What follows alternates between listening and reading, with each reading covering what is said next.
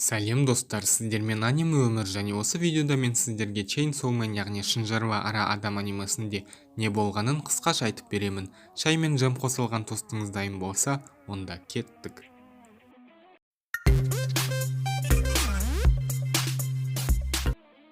Аниме Денджи есімді жігіт пен оның шынжырлы ара жыны және иті Почитаның қызанақ жынын өлтіріп, бастығынан сол үшін күндік ақшасын алғанынан басталады. Бірақ бастығына көп ақша қарыз Денджидің табысының үлкен бөлігін бастығы өз қалтасына басып қалады. Қарызды қайтару үшін Денджи өз дене мүшелерінің кейбірлерін сатып та жіберген еді. Артынан Денджи 100 йен үшін өтірік темекіні жұтқандай болып, ақша есептеп, өз балалық шағын есіне түсіріп, жапондық флешбектерге беріледі. Оның әкесі Якудзаға 3 миллиард триллион 500 мың доллар теңге қарыз болып, сол қарызды төлеудің орнына асылып қалған екен. Сол үшін қарыз атадан балаға, яғни Денджиге көшеді. Және солайша Денджи жын ұстаушы атанады. Сол кезде ол жаралы Почитамен танысып, Денджи оны өз қанымен емдейді. Есесіне Почита енді Денджиге жын ұстауға көмектесетін болады. Өз итімен арман қуып жатып, сарайында ұйықтап қалған оны келесі күні қайтадан жұмысқа шақырады. Бастығы оны көлікке отырғызып, жұмыс орнына алып келеді. Жұмыста оны үлкен тұзақ күтіп тұрды. Оның басшысы якудзалық кісі жындармен бірігеді, және соны пайдаланған жын Якудзаны зомби қылып, Денджиді өз зомбилары арқылы өлтіреді. Денджимен бірге Почита да өлуі керек еді, бірақ Денджи онымен ұзақ уақыт бірге болып, оған қамқор болғаны үшін Почита Денджидің денесіне қосылып, оны өз күші арқылы толық емдейді. Екеуінің денелері қосылып, енді Денджи шынжырлы араларды қолдану қабілетіне ие болады. Зомбиларды аралармен зырылдатып, ол алып зомби жынның да көзін құртады. Бірақ келесі күні оны әлеуметтік қауіпсіздік қызметінің мүшесі бір шыны шай мен бір тілім нанға алдап, өзімен бірге алып кетеді. Себебі ол Денджиден жыннан гөрі адамды көбірек сезген еді. Көлік ішінде Денджи әлгі қызбен танысады. Қыз Денджиға енді ол оның иті болғанын айтады. Денджи қызды әдемі деп есептегенімен, оның одан сәл көңілі қалады. Жолда Денджидің қарны ашып, көлік тұраққа келіп тоқтайды. Сол жерде Денджи өмірінде бірінші рет удон мен шұжықша жейді, және қыздың атын біліп те үлгереді. Макиманың оған көрсеткен адамгершілігіне сүйсінген Денджи оған ғашық болып қалады. Артынан Денджи жаңа форма киіп, жаңа жұмыс орнымен танысып, тіпті жаңа әріптеске ие болады. Оның әріптесі Хаякава Аки еді, және Аки жұмыс барысында Денджиге жұмыстан шығуды талап етеді. Себебі қауіпсіздік қызметінде алдарына үлкен мақсаттар қойған, өз ісіне берілген азаматтар ғана тұрақты жұмыс істей алатын. Алайда Денджи Акидің сөздеріне көнбей, жігіттердің арасында төбелес орын алып, Акидің бұтының сау тамтығы қалмады. Артынан Денджи Акидің үйіне көшіп барып, дәмді тамақ, ванна, душ, жайлы төсек және тағы басқа өмірдің жайлы жақтарын көреді. Кейін олар басқа аудандағы бөтенді өлтіріп, Денджи 18+ журналдармен танысып, оның жаңа емшек ұстау арманы пайда болады. Содан кейін Денджи тағы бір жаңа әріптесі Пауэрмен танысып, Денджи Акидің 4-ші арнайы тобының мүшесі атанады. Пауэр жын емес бөтен еді. Бөтендер өлі адамдардың денесіне еніп алған жындар еді, және бөтендердің ішіндегі ақылдылары адамдармен бірігіп жындарды өлтіретін. Пауэрдің басында мүйіздері бар болған соң, Денджи екеуі адамдар көп жүре бермейтін жерлерді бақылауға кіріседі. Сондай сәттердің бірінде олар теңіз қияры жынын кездестіріп, Пауэр оны оп-оңай жеңеді. Макима сол іс үшін Денджи мен Пауэрді сөгеді, ал Денджи мен Пауэр кішкентай балалар секілді ұрысып қана қояды. Содан кейін Пауэр Денджиге өз мысығы жайлы оқиғаны айтып, Денджиден көмек сұрайды. Денджи өз көмегі үшін Пауэрдің емшегін ұстайтын болып келіседі. Құжаттарды реттеген соң Пауэр мен Денджи пойыз арқылы Пауэрдің мысығы тұтқында жатқан жерге жақындайды, бірақ Пауэр Денджиді алдаған еді, және Денджи оны тым кеш түсінді. Пауэр Денджиді жарқанат жынына ұсынады, бірақ Денджидің дәмі жарқанат жынына ұнамады. Сол үшін ол Пауэрдің мысығын және Пауэрдің өзін жұтып, басқа адамдарды жеу үшін алысқа ұшып кетеді. Денджи болса жарқанат жынына жармасып, оны жаралап, жарқанат жынымен бірге ұшады. Екеуінің арасында шайқас басталады. Шайқас барысында Денджи бірнеше адамды құтқарып, жарқанат жынын жеңеді, және Пауэрді және оның мысығын да құтқарып қалады. Ол жеңдім деп қуанып, Пауэрдің емшегін ұстамақ болғанда, оның қолын сүлік жыны кесіп тастайды. Ол Денджиге жарқанат жыны екеуінің махаббаты жайлы айтып, армандар жайлы сөз қозғайды. Әлсіреген Денджи соңғы күштерін жинап, сүлік жынымен армандар шайқасын ұйымдастырады. Және Денджидің жеңілуіне аз қалғанда Аки сүлік жынын өзінің түлкі жынының басымен жұтып алады. Ал Химено, Кобени және Арай секілді басқа қауіпсіздік қызметінің мүшелері сол жердегі адамдарға көмек көрсетеді. Артынан Денджи ауруханаға түседі, және Аки оны өзінің айтқанын істеуге көндіреді. Күн соңында Аки Макимаға баяндама тапсырып, сол жерде ол Денджи мен Пауэрдің бүлдірген тірліктерін Макимадан Макимадан жасырып қалады. Макима болса Акидің өтірігіне сенгендей күй танытады. Ал келесі күні Пауэр де Акидің пәтеріне көшіп келеді. Пауэрге әрине жаңа пәтерде тұру оңай болмады, себебі ол ондай өмірге үйренбеген еді. Артынан Денджидің көптен күткен арманы орындалып, ол Пауэрдің емшегін ұстайды. Бірақ Денджи одан еш ләззат алмайды. Содан Денджи армандарды орындау, оларды орындауға ұмтылу шынымен де дұрыс па деген ойға келеді. Сол ойлар Денджидің жұмысқа салғырт қарауын алып келеді.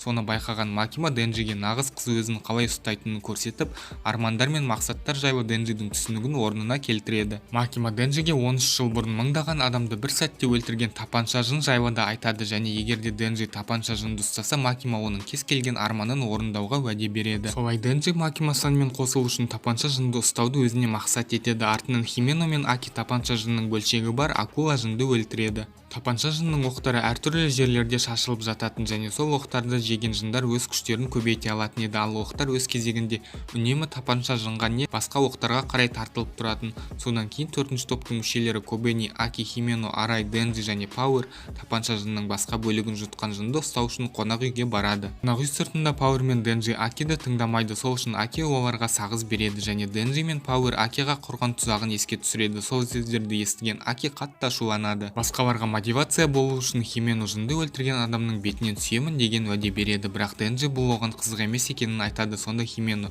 егер Денджи жынды өлтірсе, ол оның ернінен сүйетінін айтады, және Денджи бұл ұсынысқа бірден келіседі. Қонақ үйде олар Хименоның елес қолы және Пауэрдің қан қолдану қабілеті арқылы кішкентай бөтенді өлтіреді. Содан кейін біртүрлі жайттар орын ала бастайды. Есіктер мен терезелер сыртқа емес ішкі бөлмелерге шығып тұрады. Олар 8-ші қабаттан жоғары аса алмай қалады және төмен де түсе алмайды. Солай олар қонақ үй ішінен шыға алмай қалады. Аки сағаттарға қарап қонақ үй ішінде уақыт тоқтап қалғанын түсінеді. Солайша ол басқалар оларға сыртқа шығуға көмектесуге келе алмайтынын айтады. Ақыры біраз уақыт өткен соң жын көрініп, ол Денджиді сол жынға берсе, ол басқаларды жіберетінін айтады. Кобени және Арай екеуі Денджиді шексіздік жынына беруіміз керек дегенмен Аки мұнымен келіспейді.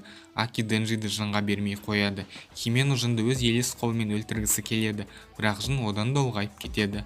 Ұзақ уақыт өткен соң бәрі шаршап қалжырайды, ал Кобени мен Арайдың ақырындап шатыры кете бастайды. Ақыры әбден есінен алжасқан Кобени Арайды өлтірейін дейді.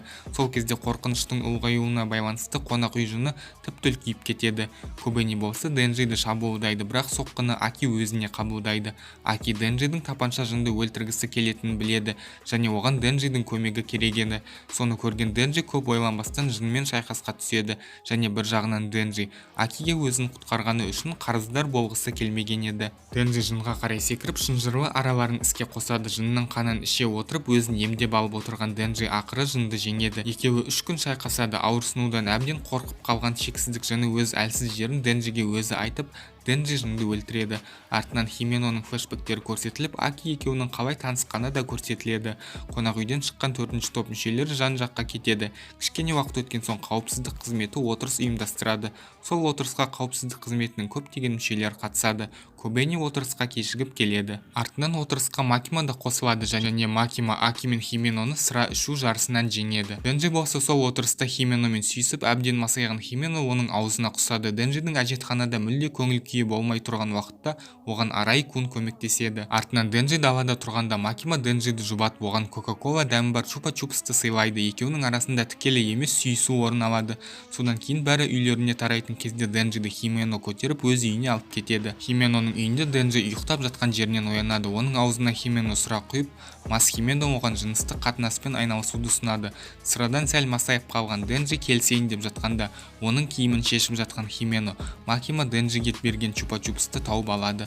Сол чупа-чупсты көріп, Макима мен әңгімені есіне түсірген Денджи Химено мен жыныстық қатынасқа түсуден бас тартады. Келесі күні Денджи Хименоның үйінде таңғы ас ішеді. Сол кезде олар Аки мен Макима жайлы сөйлесіп, Химено Денджи мен Макиманы қосуға, ал Денджи Аки мен Хименоның бірге болуына көмек беруге Химено екеуі келіседі. Артынан Химено, Денджи, Аки және Пауэр кафеде ас ішіп отырған кезде олардың қасына бір бейтаныс адам келіп әңгіме айта бастайды. Ол адам Денджиді танитын болып шығады, және ол тапанша жын Денджидің жүрегін алғысы келетінін айтады. Ол адам Денджидің бұрынғы басшысының немересі еді және ол Акидің тобын тапаншадан атып топпен төбелесті бастайды. Оған Денджидің жүрегі қажет еді және ол катана жыны болып шығады. Аки оған қарсы түлкі жынын қолданады, бірақ түлкі жыны катана жынына қарсы пайдасыз болып шығады. Сол үшін Аки қарғыс жынының күшіне ие өз қылышын қолданады. Катана жынының жылдам соққыларын Аки тойтарып, қарғыс жыны арқылы Аки оны өлтіреді. Бірақ катана жынының әріптесі келіп оны тірілтіп алады. Солай катана жыны Акиді жеңеді. Оқ тиіп жараланып қалған Химено өз жынына өз дене бөліктерін құрбан ету арқылы катана жынын өлтіруге ас қалады.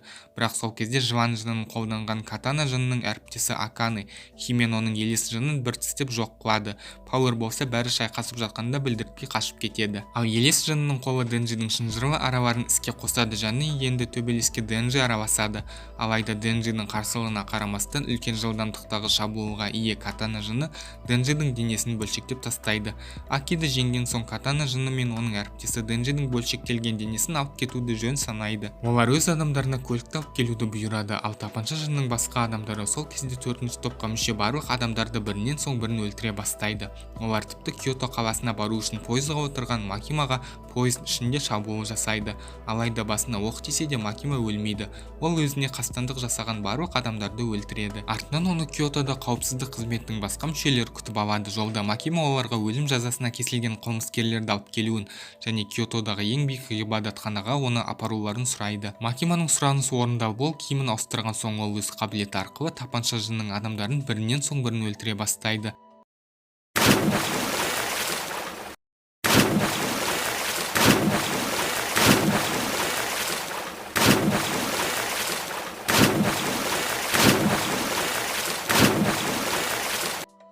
Катана жыны мен Аканы әбден қорқып қалады, себебі олардың қасындағы барлық адамдар өлген еді.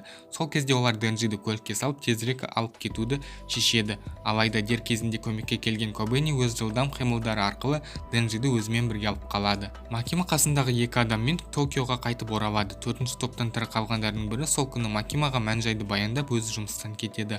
Ал Аки ауруханаға жатқызылады. Аки оянған сәтте оның қасында Денджи мен Пауэр болды. Олар Акидің қасында сәл отырып өз беттерімен кетеді.